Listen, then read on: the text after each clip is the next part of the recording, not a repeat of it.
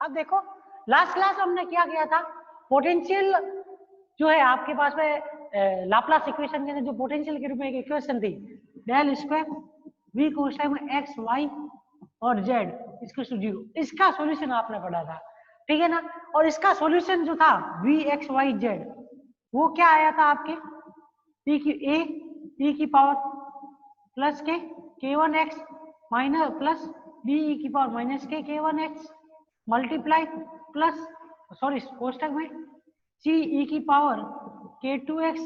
Plus d e की power minus के k2x multiply फिर से e की पावर माइनस प्लस के k3x प्लस f e की पावर माइनस के k3x, ये इसका क्या आया था, सॉल्यूशन आया था, ठीक है। अब देखो अब आपको क्या करना है, फिर से इसी लाप्लास इक्वेशन का क्या करना है, किसी रेक्टेंगुलर सरफेस जिसके ऊपर आपको क्या दिया गया है, कुछ पोटेंशियल का मान दिया गया है, कुछ पोटेंशियल है उसके पास में किसी एक साइड के ऊपर, तो उस कंडीशन के अंदर उस इक्वेशन इस लाप्लास इक्वेशन का क्या सॉल्यूशन होगा वो आपको पता करना है। देखो देखो डायग्राम से उसके बारे में पता चलेगा कि किस तरीके से वो दिया हुआ है। टॉपिक क्या है, आयताकार पृष्ठ पर विभव ज्ञात होने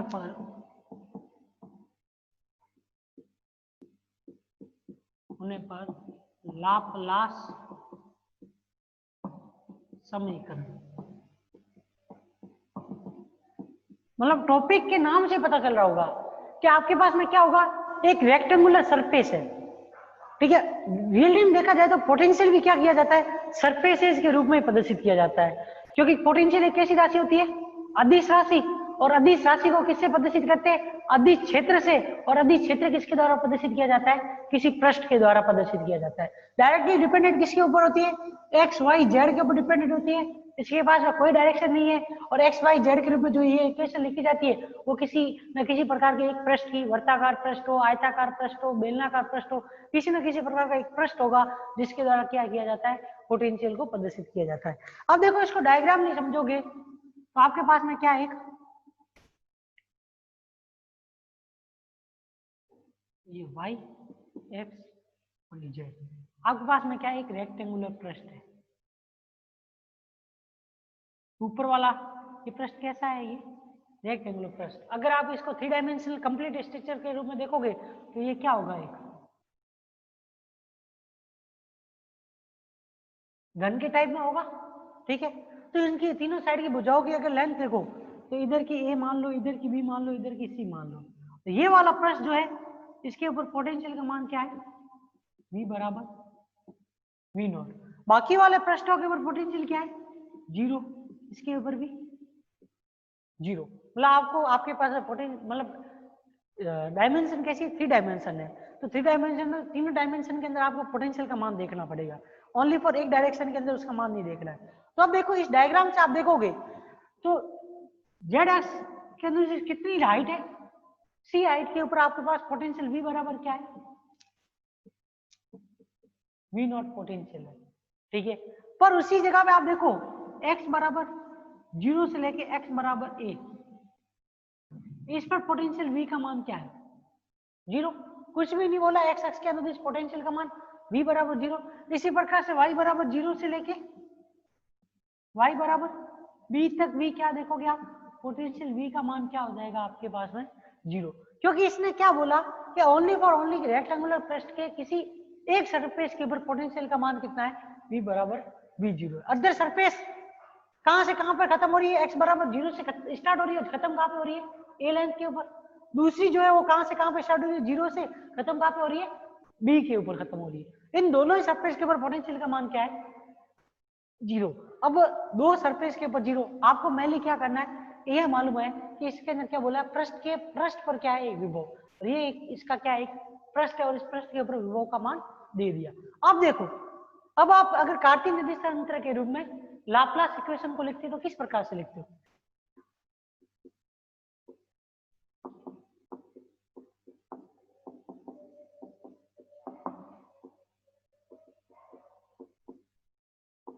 रूप में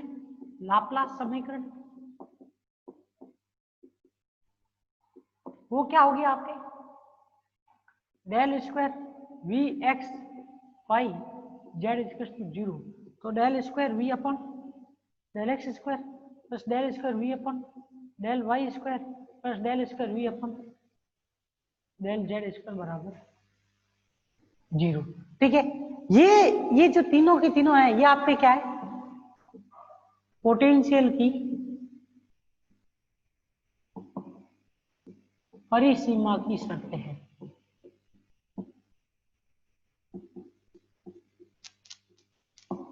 ठीक है, अब देखो, अब ये तीनों की तीनों समीकरणों का क्या करना चाहिए, ये लाप्लास इक्वेशन क्या करेगी, पालन करेगी, क्योंकि ये इस रेक्टेंगुलर पोटेंशियल के लिए क्या है, बाउंड्री कंडीशन, उन्हीं बाउंड्री कंडीशन के ऊपर ये क्या लगेगा, ये इक्वेशन जो आपके पास लाप्लास समीकरण है वो अप्लाई होगी। अब देखो, इस इक्वेशन को आपने जब इससे पहले सॉल्यूशन पढ़ा था तो उस कंडीशन के उस सॉल्यूशन के अंदर आपने क्या देखा था, जो इक्वेशन थी उसको आपने सॉल्व किया था, तो आपको मालूम है v किसके रूप में था, तीनों के लिए x x y y और z z का क्या है, कॉम्बिनेशन फॉर्मेट है। ठीक है, मतलब इसके पास में तीनों अक्षों के अंदर जो मान है वो क्या होगा, x x x y y और z z के रूप में लिखा जाता है। तो देखो, इसको इसके अंदर रख के जब आपने सॉल्व किया था तो इक्वेशन क्या बनी थी, del square X upon del X square equals to क्या था, k1 एक्स स्क्वायर एक्स। इसी प्रकार से y के लिए del square y upon del Y square equals to k2 y और डेल स्क्वायर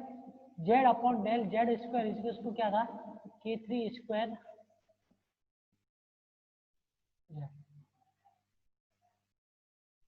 ये इक्वेशन हमने पढ़ी थी, लास्ट क्लास अटेंड की हो तो आपको मालूम हो, तो ये तीन इक्वेशन थी, इन तीन इक्वेशन से हमने क्या निकाला था, कुछ सॉल्यूशन निकाला था। ठीक है, आपको मालूम हो तो ये जो अभी हमने पढ़ा था सॉल्यूशन ए की पावर k1x बी ई की पावर माइनस k1x, क्योंकि बीच में जब माइनस का साइन होता है तो हमको जो सॉल्यूशन मिलता है 2 डिग्री डिफरेंशियल इक्वेशन का, वो रियल सॉल्यूशन मिलता है। ये आपने डिफरेंशियल इक्वेशन की एप्लीकेशन के अंदर 11th में पढ़ा होगा। 4 टाइप के सॉल्यूशन होते हैं, बीच में माइनस का साइन हो, बीच में प्लस का साइन हो, तो आपके पास में क्या होते हैं, अलग अलग टाइप के सॉल्यूशन। साइन और कॉस के जो सॉल्यूशन तो इमेजिनरी फॉर्मेट में आते हैं, और साइन हाइपरबोलिक और कॉस हाइपरबोलिक के सॉल्यूशन है वो आपकी रियल वैल्यू के रूप में निकलते हैं। ये पढ़ा हुआ होगा, पढ़ा हुआ है या नहीं पढ़ा हुआ है, अब याद नहीं है वो अलग बात है, लेकिन ये पढ़ा हुआ है, मैथमेटिक्स के अंदर आता है, डिफरेंशियल इक्वेशन के अंदर, उसके एप्लीकेशन के अंदर आता है। ठीक है, अब देखो यहाँ पे ये इस इक्वेशन के अंदर जो इसके अंदर ये हमने पोटेंशियल का मान रखा है, इसके अंदर अगर हम k1 स्क्वायर को क्या मान लें, जो हमारे बाउंड्री कंडीशन हमने अप्लाई की है उसके कारण जो सॉल्यूशन है उसमें k1 स्क्वायर को क्या मान लें, माइनस के अल्फा स्क्वायर, और k2 स्क्वायर को क्या माना जाता है, माइनस के बीटा स्क्वायर के बराबर माना जाए, तो k3 स्क्वायर जो होता है वो किसके बराबर होता है, माइनस कोष्टक में alpha square plus beta square. ये ध्यान रखना, इन तीनों कांस्टेंट की वैल्यू जो होती है ना वो क्या क्या होती है, ये होती है, ये क्या एक प्रकार से कांस्टेंट वैल्यू है जो कि आपके पास में अप्लाइड पोटेंशियल फील्ड है रेक्टेंगुलर टाइप का, उसके कारण उसके सॉल्यूशन से ये वैल्यू आती है, ये कांस्टेंट वैल्यू के बराबर उसका आंसर आता है, और वो कांस्टेंट वैल्यू क्या होती है, ये अल्फा बीटा और इसके रूप में लिखी जाती है, जहां पे k3 का मान क्या है, माइनस के alpha square plus beta square. देखो इस चीज को याद करना पड़ेगा, इसका और कोई तरीका नहीं है, क्योंकि कांस्टेंट वैल्यू है, क्योंकि इक्वेशन के अंदर आप देखोगे तीनों को जोड़ोगे तो वैल्यू 0 के बराबर आएगी, तो इसका मतलब ये है कि इनमें से 2 वैल्यू ऐसी होगी जो तीसरे के बराबर होगी, उसी वजह से क्या होगा, ये वैल्यू 0 हो सकती है। तो देखो k3 स्क्वायर बराबर क्या आ गया, माइनस के alpha square plus beta square, और वहां पे भी आपने देखा था कि जो k1 square plus k2 square plus k3 square किसके बराबर होता था, 0 के बराबर। इन तीनों को जोड़ो तो ये भी तीनों किसके बराबर आ रहे हैं, 0, क्योंकि आपको क्या करना है, इन तीनों को अगर आप जोड़ो तो उसकी वैल्यू 0 के बराबर लिखनी है, तो इसके लिए मान लो कि k1 की वैल्यू l माइनस के अल्फा स्क्वायर, k2 की स्क्वायर माइनस के बीटा स्क्वायर, दो कांस्टेंट के बराबर है, तो तीसरी k3 स्क्वायर की वैल्यू किसके बराबर होगी, जिससे इन तीनों को जोड़ने पे वैल्यू 0 आ जाए, माइनस कोष्टक में alpha square plus beta square. इसको अगर आप जोड़ोगे तो वैल्यू किसके बराबर आ जाएगी, 0 के बराबर आ जाएगी, तो माइनस के नहीं, यहाँ पे प्लस का होगा। ठीक है, तीनों को जोड़ते वैल्यू क्या आ जाएगी, 0, मतलब जो हमारे पास में इक्वेशन थी जो हमने 3 डायमेंशन रूप में 2 डिग्री डिफरेंशियल इक्वेशन निकाली थी, उससे ये तो सिद्ध हो गया कि इन तीनों का योग किसके बराबर होगा, 0 के बराबर होगा। अब देखो, अब इन तीनों मानों को आप क्या करोगे, इन इक्वेशन में जो ये 3 इक्वेशन है इसमें रखोगे, k1 की जगह, k2 की जगह, k3 की जगह, तो जो आपके इक्वेशन है ये तीनों इक्वेशन कैसे प्राप्त होंगे? Del square capital X upon del X square plus alpha square capital X square, zero आएगा क्योंकि माइनस का है और ये इधर जाएगा तो माइनस का होगा, माइनस माइनस क्या हो जाएगा, प्लस के रूप में आ जाएगा। अब उसके बाद में del square capital Y upon del Y square plus beta square capital Y is to क्या हो जाएगा, जीरो। तीसरी इक्वेशन प्लस का साइन है आगे और इधर से वापस ये k3 इधर आएगा तो क्या आएगा आपके पास में, माइनस का साइन आएगा। तो यहां से ये del square Z upon del Z square minus क्या आएगा आपके alpha square plus beta square Z is to zero. ठीक है, ये वैल्यू आ गई आपके पास में, ये 3 इक्वेशन आ गई। अब देखो इन 3 इक्वेशन में देखो तो इसके बीच में प्लस का साइन, इसमें प्लस का साइन, इसमें माइनस का साइन, तो अभी तीनों इक्वेशन में से किसका सॉल्यूशन है जो आपको इमेजिनरी मिलेगा और किसका सॉल्यूशन रियल मिलेगा। तो ये ध्यान रखना, जब भी 2 डायमेंशनल इक्वेशन 2 डिग्री इक्वेशन होती है डिफरेंशियल इक्वेशन इस टाइप की हो, तो अगर बीच में माइनस का साइन होता है ना तो हमेशा उसका सॉल्यूशन जो है वो कैसा होता है, रियल सॉल्यूशन होता है। भले एक्सपोनेंशियल के रूप में आपको इक्वेशन मिले या फिर आपको साइन कॉस के रूप में मिले, लेकिन सॉल्यूशन हमेशा कैसा प्राप्त होगा, रियल सॉल्यूशन। बट अगर बीच में पॉजिटिव का साइन है इस 2 डिग्री डिफरेंशियल इक्वेशन के अंदर, तो हमेशा आपको ये ध्यान रखना है इमेजिनरी सॉल्यूशन नहीं मिलेगा, या फिर साइन और कॉस के रूप में कॉम्बिनेशन के रूप में सॉल्यूशन होता है। क्योंकि आपको मालूम है आई ई की पावर आयोटा एक्स जो होता है वो क्या होता है, sine x plus iota sine cos cos x plus iota sine x होता है। मतलब ये क्या इमेजिनरी वैल्यू है जो कि साइन और कॉस के इस फॉर्मेट के रूप में होती है, इतना ध्यान रखना है। अब देखो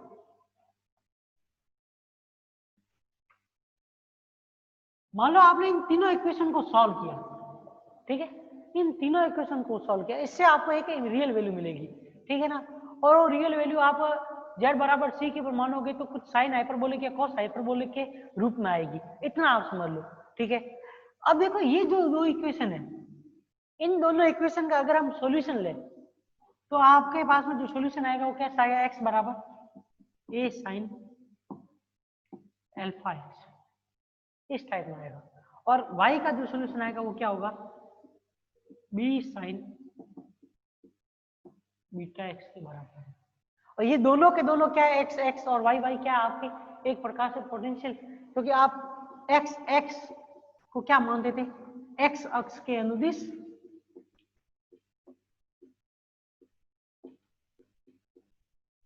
पोटेंशियल, यही था। आप देखो इक्वेशन क्या थी, ये पूरा तीनों अक्षों के अनुदिश पोटेंशियल है, और ये तीनों अक्षों के अनुदिश पोटेंशियल है वो तीनों किन तीनों के x y और z तीनों अक्षों के अनुदिश पोटेंशियल के मल्टीप्लिकेशन या युग्मन से प्राप्त हो रहा है आपको। तो ये कैपिटल एक्स एक्स क्या है, एक्स एक्स के अनुदिश, इसी तरीके से कैपिटल वाई वाई क्या होगा, वाई एक्स के अनुदिश या वाई के ऊपर डिपेंडेंट पोटेंशियल, और कैपिटल जेड जेड है जो वो क्या होगा आपके जेड के अनुदिश पोटेंशियल की वैल्यू होगी। लेकिन इस रेक्टेंगुलर जो पोटेंशियल बैरियर है आपके पास में, रेक्टेंगुलर सरफेस है, उसमें x बराबर 0 से लेके x बराबर a पर कैपिटल x का मान क्या है, 0 है। इसी तरीके से y बराबर 0 से लेके y बराबर b पर y का मान क्या है, 0, क्योंकि पोटेंशियल क्या बोला है, x एक्स के अनुदिश उसकी वैल्यू 0 है, y एक्स के अनुदिश भी उसकी वैल्यू 0 है, पर z के अनुदिश उसकी वैल्यू क्या है, v बराबर v नॉट। तो यहां से x बराबर 0 हो गया, y बराबर 0 हो गया, तो इन दोनों की वैल्यू अब 0 के बराबर है, तो हम इसको किस प्रकार से लिख सकते हैं, इस equation a sine alpha a equal to क्या हो जाएगा आपके 0, ये हो जाएगा, ठीक है। इसी प्रकार से b sine beta b equal to 0, और साइन की वैल्यू 0 कब होती है, जब उसका मान किसके बराबर होता है, n पाई के बराबर होता है। आपको मालूम हो तो साइन n पाई जो होता है वो क्या होता है, 0 होता है, पता है ना, मतलब 0 के ऊपर 0, पाई पे 0, 2 पाई पे 0, 3 पाई पे 0, 4 पाई पे 0, n की कितनी भी वैल्यू रख दो, पर इंटीजर हाफ इंटीजर नहीं होनी चाहिए, इंटीजर की सभी वैल्यू के ऊपर साइन की वैल्यू क्या होती है, 0 होती है, इंटीजर पाई मल्टीप्लिकेशन के लिए। तो यहां से ये इक्वेशन जो है उसमें ये अल्फा a इक्वल टू क्या हो जाएगा आपके n पाई, तो यहां से इस अल्फा की वैल्यू क्या आ जाएगी, n पाई अपॉन a आ गई। इसी तरीके से बीटा बी किसके बराबर आ जाएगा, एन पाई के। तो यहां से इस बीटा का मान क्या हो जाएगा, एन पाई अपॉन बी। अब आपको क्या पता चल गया कि जो उसकी विड्थ है उसके आधार के ऊपर पोटेंशियल कैसे चेंज होगा, वो आपको इन अल्फा और बीटा की वैल्यू से पता चल जाएगा। इस अल्फा और बीटा की वैल्यू को इसमें रखेंगे, ठीक है, तो क्या इक्वेशन आएगी। अब देखो ये अल्फा ये बीटा, ठीक है, और तो k1 स्क्वायर किसके बराबर होगा, n square pi square upon a square के बराबर होगा, क्योंकि k1 स्क्वायर किसके बराबर है, अल्फा स्क्वायर के बराबर, और अल्फा की वैल्यू क्या है, ये। इसी तरीके से k2 स्क्वायर किसके बराबर होगा, n square pi square upon b square के बराबर होगा। तो k3 स्क्वायर किसके बराबर आ जाएगा, इन दोनों के योग के बराबर होगा या नहीं होगा, क्योंकि k3 स्क्वायर क्या था, alpha square plus beta square था। तो यहां से इसकी वैल्यू क्या आएगी, n square pi square upon a square